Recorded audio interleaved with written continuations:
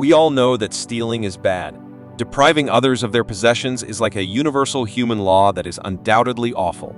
However, what if your family is about to starve? Would it still be considered bad if you stole some food for them, even if it's illegal? We conclude pretty quickly that good and bad are objective. There is no universal law for what is positive or negative. Only we humans ourselves make up these rules.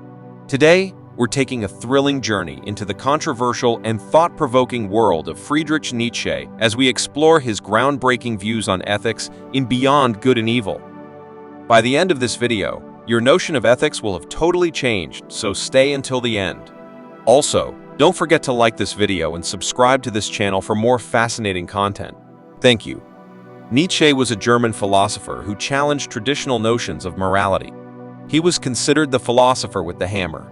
He received this nickname because he wasn't afraid to smash old conceptions and social norms when devising new philosophies. It is practically impossible to assign him to one of his contemporary thinkers due to his unique reasoning. His ideas were notorious for being groundbreaking and often controversial.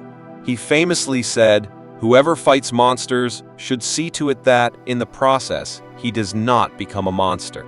In this quote, he wanted to illustrate that if you spend your time in conflict with something very horrible, you run a very real risk that you will become just as horrible yourself. This idea sets the stage for his concept of beyond good and evil. Nietzsche believed that traditional ethics, with their rigid definitions of good and evil, could stifle individuality and creativity. Instead, he proposed a more nuanced perspective, suggesting that there is no absolute good or evil. Morality is not universal. It's a matter of perspective. Everybody has their own opinion on what is good or bad. If you ask someone like Stalin if he acted righteously, he would probably be very convinced that he only operated for the common good. Another paradoxical question Nietzsche raised in his works is, if you know that someone is going to kill another person, is it legitimate to kill this assassin? The majority of people would probably say yes. However, at the time you kill this future assassin, he is still innocent, and consequently, you are the murderer of an innocent person. Are you the good guy for murdering a yet uninvolved man? He famously noted, whatever is done out of love is always beyond good and evil. Because in the end, taking someone's life is the worst human crime you can commit, and the only motive you had was to save another one. Nonetheless, you committed a horrendous crime. But is it justified if one acts for the well-being of others? And again, we realize that good and bad are really unbiased. To better grasp Nietzsche's ideas, let's compare them to those of other influential philosophers. Immanuel Kant, for example, advocated for a categorical imperative where actions are morally binding if they can be applied universally. He argued that you should never do something you don't want to happen to yourself. In contrast, Nietzsche's philosophy rejects such universality. He believed that ethics are never general laws, but rather situational laws applied.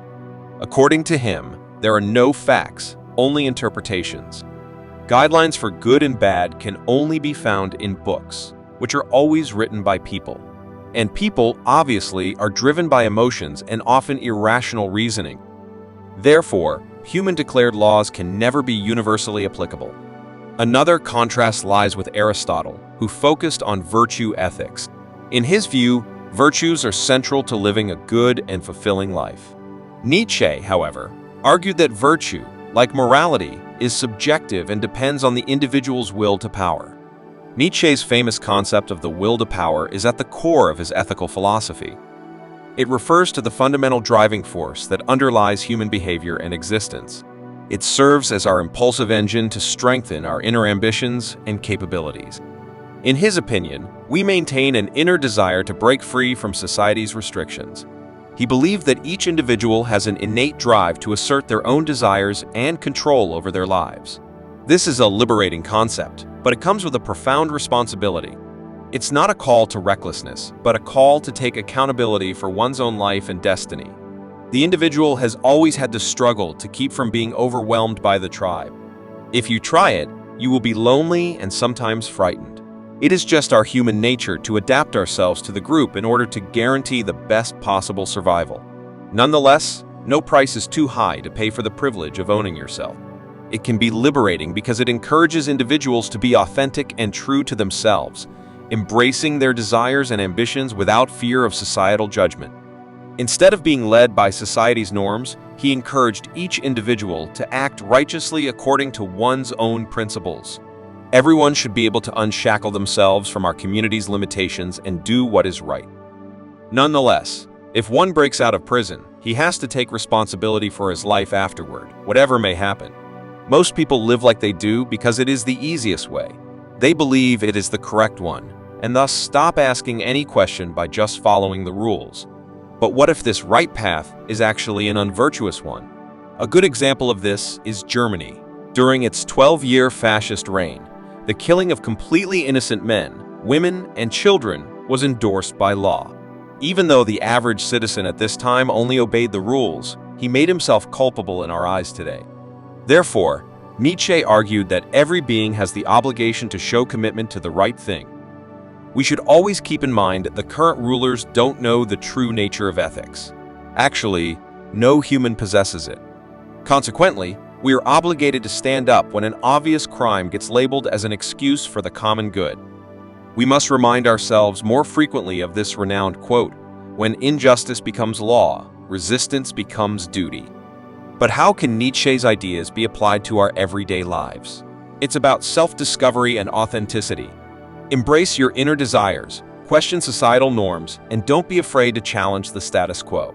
This doesn't mean disregarding all ethics, but rather creating your moral compass based on your own values. Become an individual thinker instead of just being a brainless part of a herd. If it doesn't seem right, don't do it. Just obeying might seem to be the more convenient alternative, but the price you pay is your autonomy.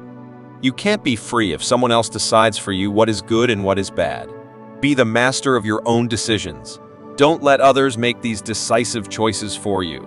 In Beyond Good and Evil, Nietzsche shattered conventional beliefs about morality, urging us to explore our own values and our own ethics. Remember, it's about living your life authentically, in alignment with your will to power. You should also reconsider if you truly act in accordance with your inner values and principles. Keep in mind that before labeling an event as positive or negative, you must identify all the different aspects and views. Sometimes, things are not as they seem. So, the next time you find yourself pondering what's right and wrong, remember Nietzsche's words and let them ignite your journey towards self-discovery and empowerment. If you comply with today's lessons, I would really appreciate a like and a free subscription to this channel. What are your thoughts on Nietzsche's outstanding view on ethics? Let me know in the comments. Furthermore, I'm also very grateful for every bit of support to be able to keep going with this content. The first link in the video description.